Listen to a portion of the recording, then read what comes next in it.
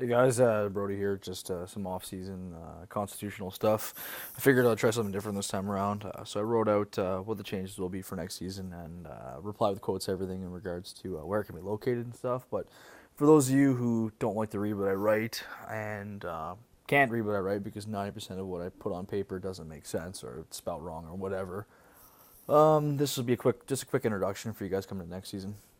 So we'll start off right at the top here. So what counts against the cap? This was a question from last season too, but everyone always asks why can't they replace an a guy who's on IR with a waiver claim? Well, the reason is because when players are called up as IR replacements, the replacement player salary doesn't count towards the cap. The original player salary counts towards the cap. So if you replace an IR guy with a waiver claim, you technically would be over the 17-man roster. Plus, you could potentially be over the salary cap. That's the reason why it's set in the rules right now. So you can't actually use a waiver claim to replace a player on an IR. Just for food for thought. The next one is in regards to random veterans. Obviously, this is discussed last season and agreed on with the AHL guys. So AHL rosters will be restricted to one RV on their full-time roster as call-ups. And the discretion near the end of the season to allow a maximum of 3 RVs to prevent forfeits on teams that are out of the playoffs is obviously into consideration as well. One of the biggest things for this that we may look at due to the numbers and signups. Worst case scenario, if there's not a lot of veterans that are assigned to training camps in the AHL, we will change this limit to help prevent any forfeits or any issues and give the AHL the ability to make some call-ups. So that will be reviewed. A letter of understanding may be drawn up prior to the season starting, depending on what the numbers actually look like once the CHL selection is completed. Seasonal bans. This is nothing new here either. I just wanted to remind everyone that it's a degree system, and we reserve the right to give out the degree of ban we're giving. So for this season, everything's going to be a second degree ban, so it's automatic 2-season ban. Like I said, though, there may be some situations that will be eligible for an appeal. So once September rolls around, we will start looking at some of the appeals for those players who have been removed from the season. Waivers and send downs. So this is a huge issue from last season, obviously.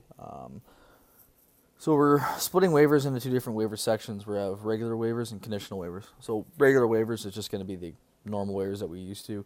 That's going to open up as soon as AHL bidding is completed, and it'll close 3 hours after the trade deadline. So gives you guys some time to waive players. The only restrictions that apply to regular waivers are obviously you can't waive management. You can't waive more than 2 players at a time, and basically that's it in regards to waivers. Conditional waivers is a little more strict. It's to allow for players that were called up in the last few weeks of the season from the AHL or from the AHL training camp to be returned to their original teams. Obviously, in some situations, if you're a non-playoff NHL team and you're making call-ups from your playoff-bound AHL team, those players that are stranded on the NHL roster, it's a little bit unfair to them being stuck there when they work their whole season to make the playoffs in the AHL. So this system is going to allow for those players to be returned at the end of the season, as well as your draft picks as well too. So that's the biggest difference between conditional and regular waivers, and that's something that we're going to really enforce and really review during the season to make sure it's done properly and potentially carry it over into next season as well. Claiming players, this is something that we've went back to as well. So when a player is claimed, their players are being claimed with the intention of being used on the active roster. So how this is going to work out for next season is if you place a claim on a player, it's with the intention of using that player. If you end up waiving that player prior to the schedule week completing or immediately after winning the claim, that player will just be automatically moved back to the original team's affiliate team. So I'm playing for the Rangers. Rangers placed me on waivers. I'm claimed by Chicago. Prior to the week starting, Chicago waives me again. Without me having to clear waivers again, I'll just have the BOG will assign me to the New York Rangers affiliate team. That's how this is going to work to prevent the whole waiver issues and so on and so forth that we saw last season. This is more of an issue at the AHL level than it was at the NHL level, but just for reference, this is how waivers are going to be handled for the rest of the season. So if you're going to place a claim, please place that claim with the intention to keep the player on your active roster. Also, as food for thought too, placing players that are inactive on waivers is a no-no. That usually leads to suspension. So for all you managers out there that are looking to place a waiver claim, you have free reign to message the player that's on waivers to see if they're active or not. If you do run into an issue where the player is on waivers and they've already quit or so on and so forth, make sure you get that information to staff as soon as possible so we can handle it accordingly. So emergency call-ups. This was a kind of cool suggestion that was made, so we're gonna go with this. So we're getting rid of the weekly limitations in the sense that before it was a player could ECU 5 times a season or once per week. We're gonna get rid of that. We're gonna go 5 times per season or a maximum of 3 times a week. This will be a huge advantage when we come closer to the end of the season. Say players go on IR magically in the final weeks of the season for unknown ridiculous reasons. So at least this way, an NHL team could actually ECU an AHL player, the same player, 3 times to backfill those games. So the final week of the season, we don't have any forfeits, and that player who's in the AHL can also remain on the AHL roster and potentially play 6 games.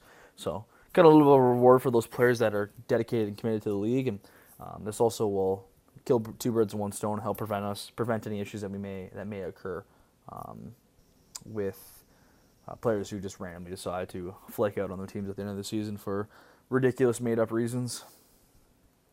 Trade restrictions.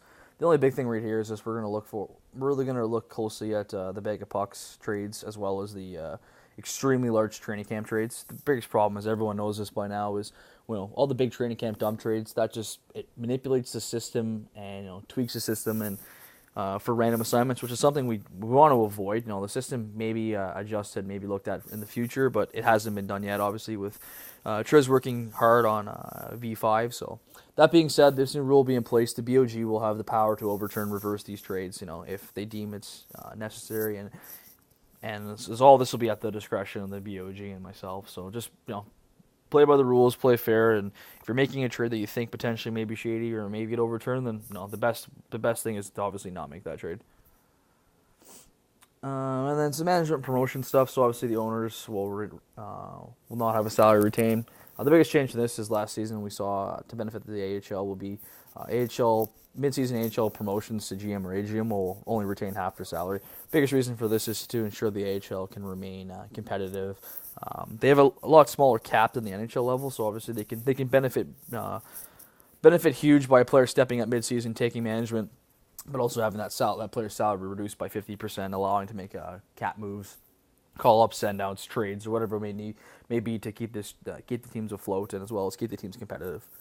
So that's basically all the major changes that we're looking at for season 21. If there's anything I forgot or is there any suggestions that you can come up with or you can think of that potentially should make it in for this season, feel free to send me a PM. I know right now, like I said before, we're pushing away and working hard on LGV5, so any suggestions that have to be programmed into the systems unfortunately won't be discussed until we move to our new website. So that's pretty much all I got for you guys. Like I said, questions, concerns, or comments, as always, send me a PM. Thanks a lot, guys. Take care.